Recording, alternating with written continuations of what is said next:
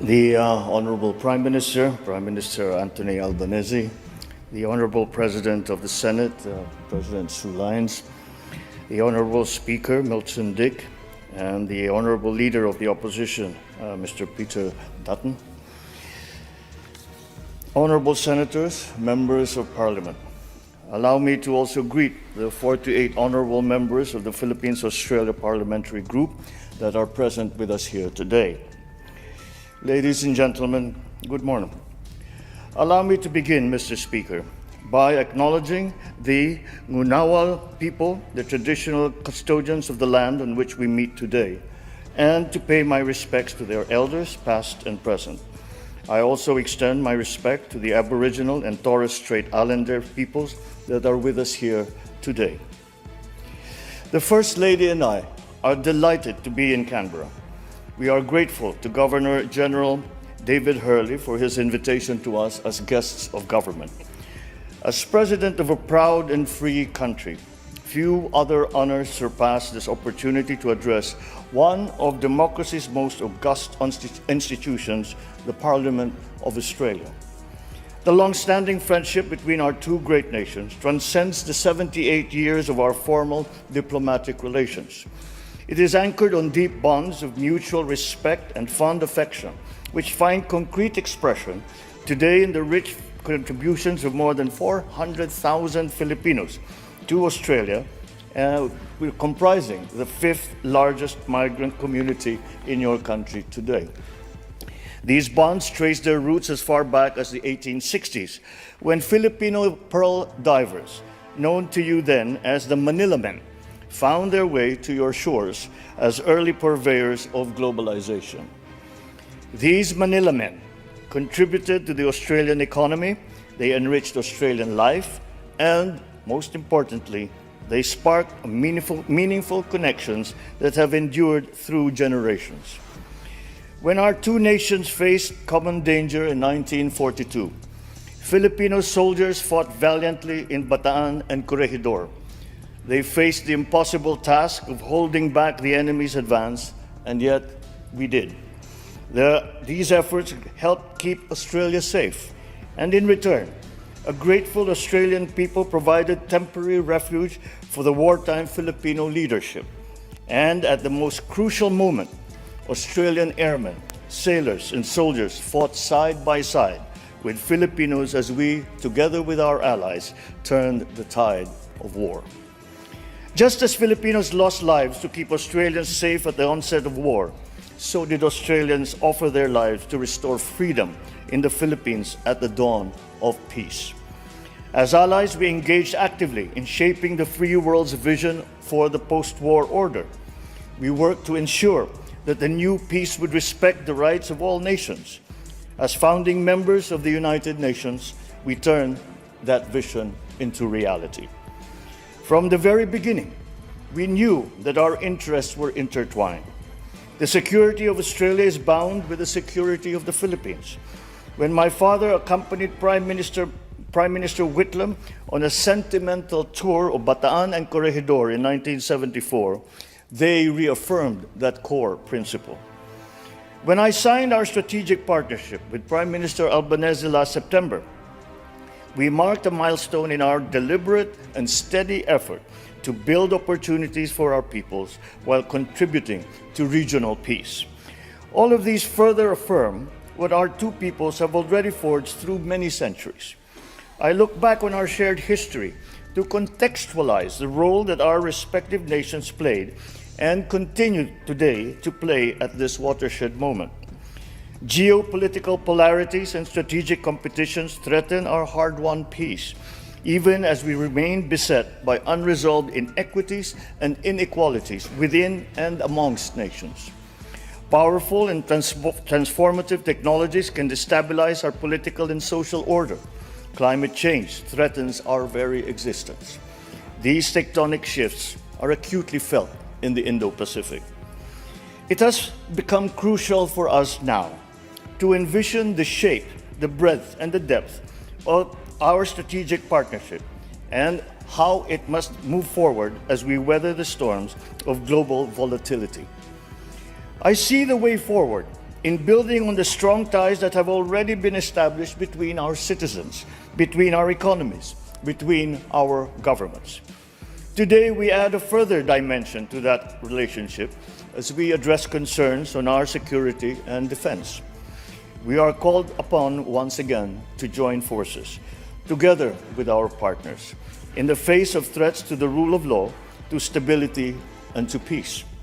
For the Philippines, Australia plays a crucial role as one of only two partners with the Philippines, with which the Philippines has a visiting forces agreement. In August of last year, I witnessed Exercise Alon, our bilateral amphibious activity involving 560 Filipino soldiers, 1,200 Australian servicemen, and 120 U.S. Marines. Last November, we welcomed the inaugural maritime cooperative activity between Armed Forces of the Philippines and the Australian Defence Force in the Philippines Exclusive Economic Zone. Let this just be the beginning. Your leaders have always taken the position that the destiny of Australia is irrevocably linked to the destiny of Asia. Over the years, you have held true to this tenet. You have become a valuable member of Asia and of the Indo-Pacific community. Our two countries have always understood that without the predictability and stability of our rules-based order, our region would not have emerged as a driver of the global economy as it is today. We have long known that our prosperity and development are anchored on the peace and stability of the Indo-Pacific. Today, that peace, that stability, and our continued success have come under threat. Once again, we must come together as partners to face the common challenges confronting the region. Not one single country can do this by itself. No single force can counter them by themselves. This is why our strategic partnership has grown more important than ever.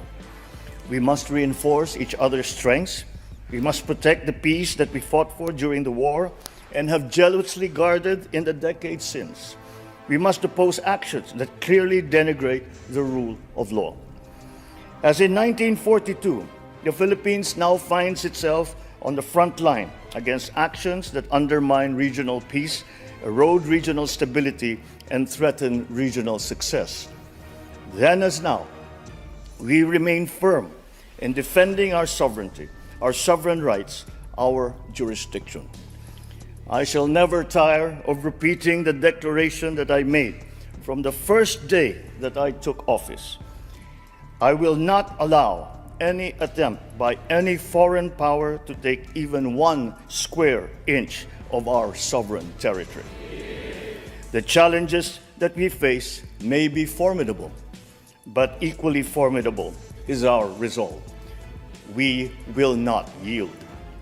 Then as now, the security and continued prosperity of the region of countries like Australia relies upon that effort. Just as we fought to build our rules-based international order, so are we now fighting to protect it. The protection of the South China Sea as a vital, critical global artery is crucial to the preservation of regional peace and, I dare say, of global peace. We have an abiding interest in keeping our seas free and open and in ensuring unimpeded passage and freedom of navigation.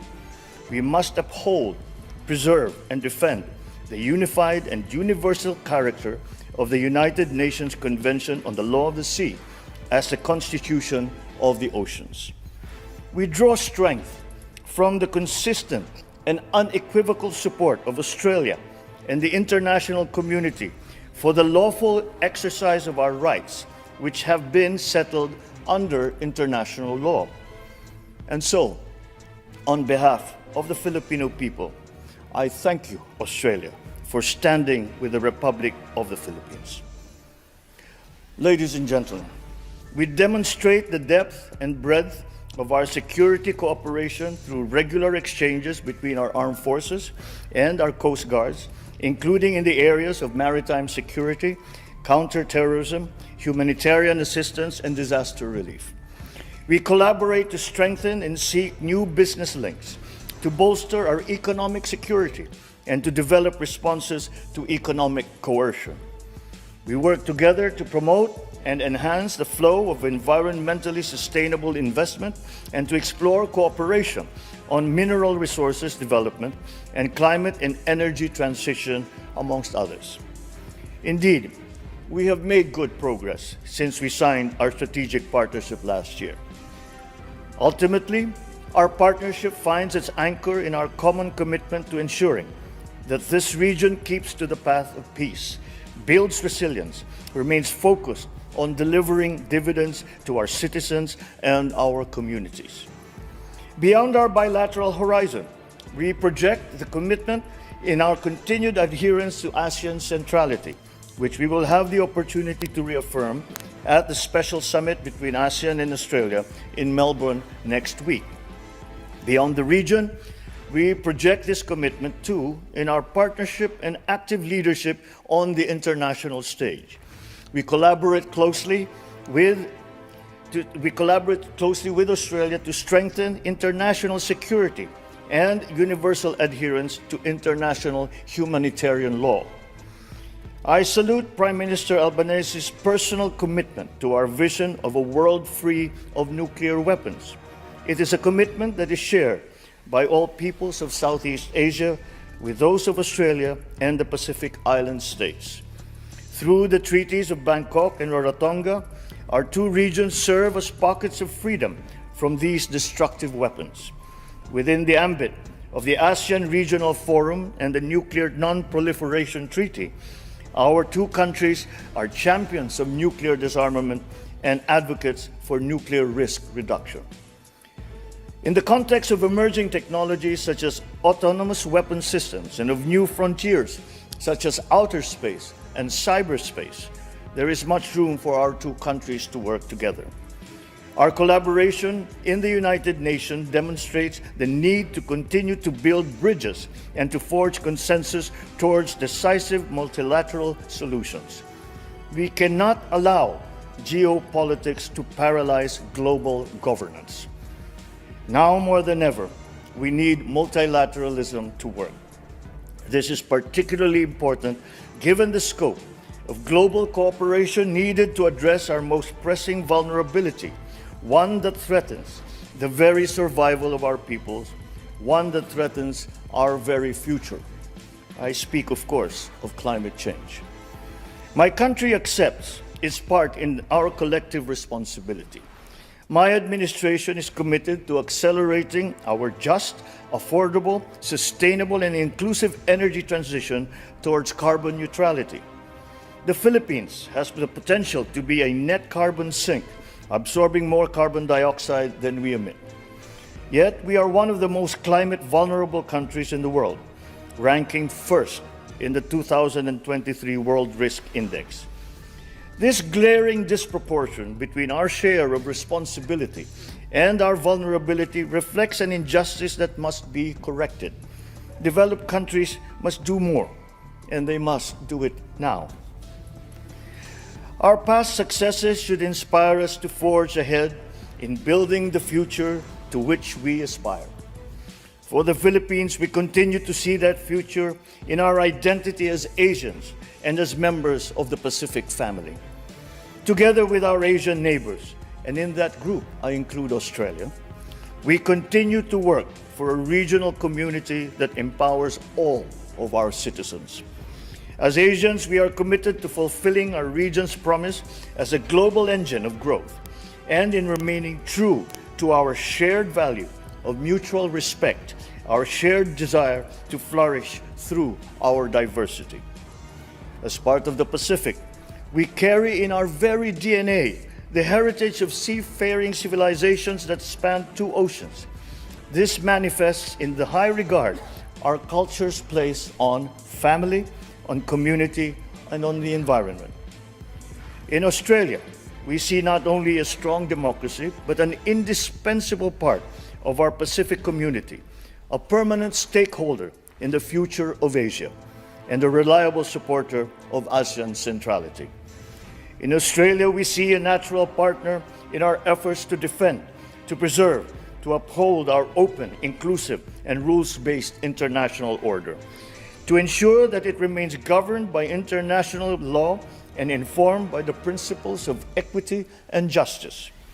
In Australia, we see a lifelong friend with whom we have endured joint sacrifices, reveled in our shared victories, and now pursue common aspirations. All this inspires confidence in the future of our strategic partnership. This confidence is shared not only by our two governments, but also by our two peoples. We see this in the face of the almost 35,000 Filipino students who choose Australian schools to pursue their respective endeavors, the fifth largest foreign student population in Australia. We see this too in the nearly 30,000 Australians who work and live with us and have chosen to call the Philippines their home. We see this more importantly in the spirit of bayanihan and mateship that defines our relationship. Our mateship brought Australians to Tacloban, my mother's hometown, to bring relief in the aftermath of Super Typhoon Haiyan in 2013. Our bayanihan brought closure and peace to the families of the gallant Australians that perished in the sinking of the Montevideo Maru in 1942. And this is the same spirit that now brings our sailors, our airmen and soldiers together, shoulder to shoulder, in defending our rights and in securing our common future. For when the Southern Cross met the Pearl of the Orient, a friendship blossomed, withstood the test of war, and flourished through the changes brought about by a world in flux.